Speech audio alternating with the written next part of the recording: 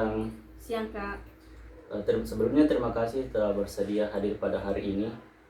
Sebelum kita memulai, saya ingin menjelaskan bahwa semua yang kita bicarakan di sini akan dijaga kerahasiaannya. Iya.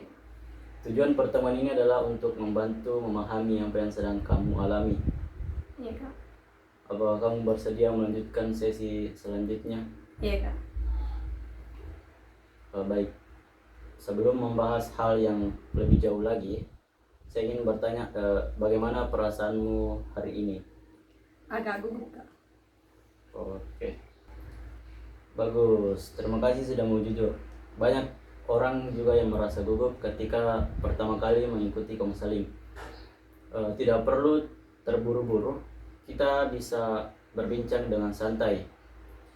Apa yang bisa kamu lakukan saat kamu merasa gugup? Biasanya Kak diam, baru tidak banyak bicara.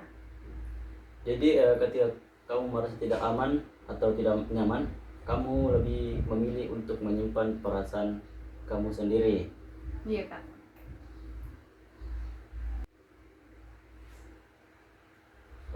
Boleh ceritakan sedikit tentang dirimu? Saya Kak mahasiswa, terus suka Kak membaca novel sama dengar musik.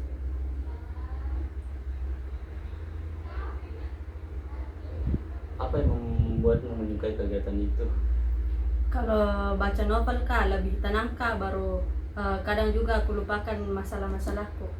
Oh, berarti membaca novel itu salah satu caramu untuk menenangkan diri ya? Iya Kak, kadang juga menulis Apa yang biasanya tertulis? tentang apa yang kurasakan, apa yang kualami di hari itu. Jadi sebenarnya kamu ini cukup mampu untuk mengenali dan mengekspresikan perasaanmu melalui tulisan ya? Yang mungkin iya Kak.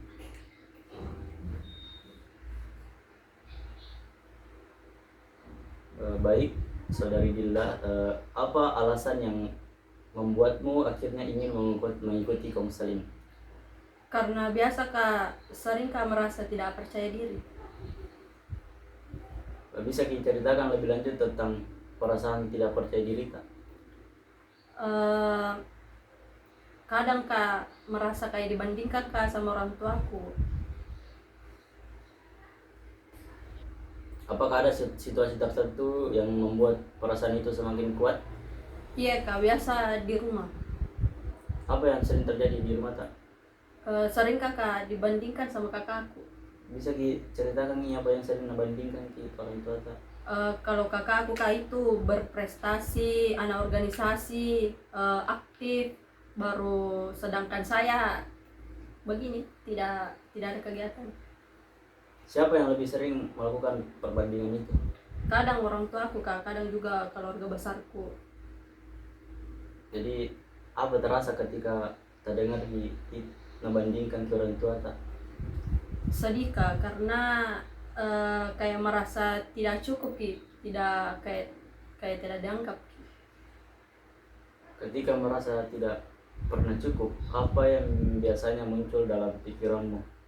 Kadang Kak berpikir kayak apa dia, kayak tidak sebaik kakakku Kak. Oh, jadi seolah-olah apapun yang membuat itu jadi kayak salah terus di mata orang tuamu. Iya Kak, begitu. Kalau boleh tahu, seberapa lama kamu merasakan hal tersebut? Sejak SMP Kak. Bah, lama nih. Iya. Selama ini apakah kamu pernah menyampaikan perasaanmu kepada orang tuamu? Belum pernah Kak.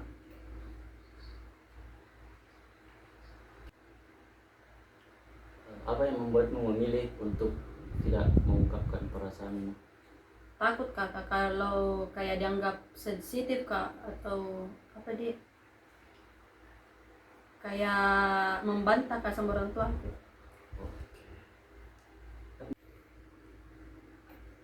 Baik, saat ini ketika menceritakan hal tersebut, perasaan apa yang paling kuat yang kamu rasakan? Kecewa Kak. Kecewa kepada siapa?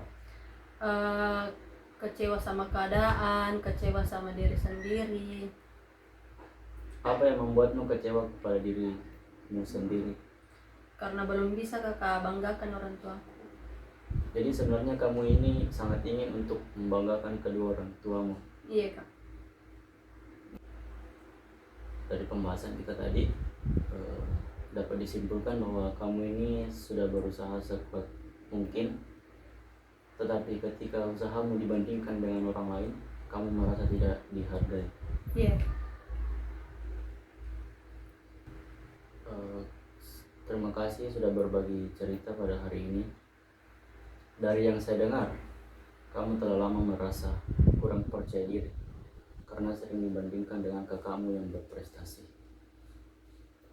Hal tersebut membuatmu sedih, kecewa, dan merasa usahamu kurang dihargai. Iya. Jadi pada pertemuan berikutnya kita akan mencoba mengenali kekuatan, potensi, dan hal-hal positif yang kamu miliki. Iya. Tujuan dari pertemuan itu agar kamu dapat melihat dirimu secara lebih utuh, bukan hanya melalui perbandingan dengan orang lain. Iya. Sekali lagi terima kasih sudah terbuka dan bersedia berbagi cerita hari ini. Sampai bertemu di sesi selanjutnya. Terima kasih kak.